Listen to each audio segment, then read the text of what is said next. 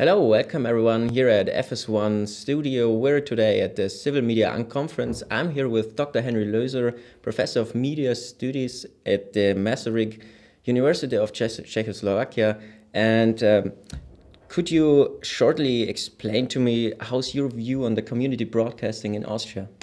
Sure. This was the subject of a 4-year research project that I just completed and presented here at the Civilmedia conference, and it was a study of participants.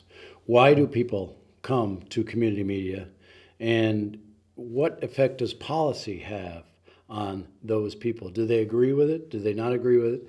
And what I found, and what is generally known about broadcasting, community broadcasting in Austria, is that it's a very vibrant community. This is a very strong sector, one of the best in the world. Recognized throughout the world for its good policy, strong participation, good financial support, and sustainability. And that's really what we found when we studied it.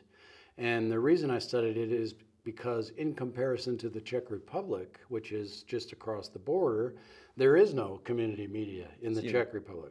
No community television, no community radio on FM or cable systems. And there is no law, there is no policy. And so this was the part of the research to say, well, why is it so good in Austria? Well, part of the reason is because of the policy. And why is the policy good? It's because people like the founders of Radio Fabric and other community radios participated in making the policy. So that's been the strength of the research, and the findings were that policy makes good broadcasting, and good broadcasting is made from strong participants. You earlier stated about your concerns within the community broadcasting. Could you come up with that a bit? I think it was about the age of the participants. Well, the methodology of the research was a survey filled out by 340 participants in Austria. And the results of the statistics show that it's an older demographic.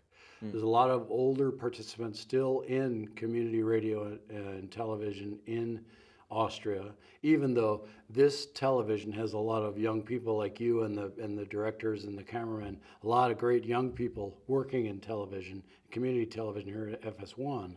What we've seen is there's still a lot of older people in the radio sector, and we think that for the future, for the success of community media, we need to continue to bring young people into the sector. Okay, get it. And you stated about the values earlier. Could you come back to that point again? It was like the conclusion of your study showed. Yeah. Amongst academics and practitioners and regulators and legislators and advocates for community media worldwide, there are a list of attributes and values that we generally consider to be important in community media. And those are found in laws, in texts, in charta.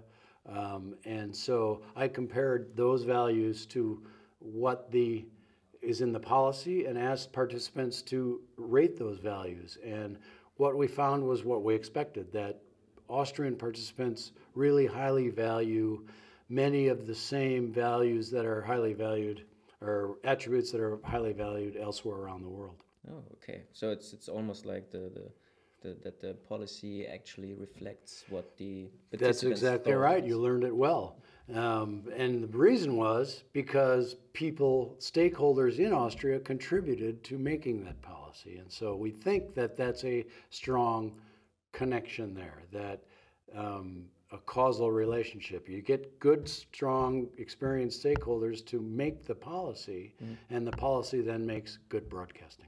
Okay, so the connections are right up to the top. Or, as you say, down to the bottom as well. Yes, yeah. Okay, so thank you for the interview. And very good. Thank you. Pleasure to be here. Okay.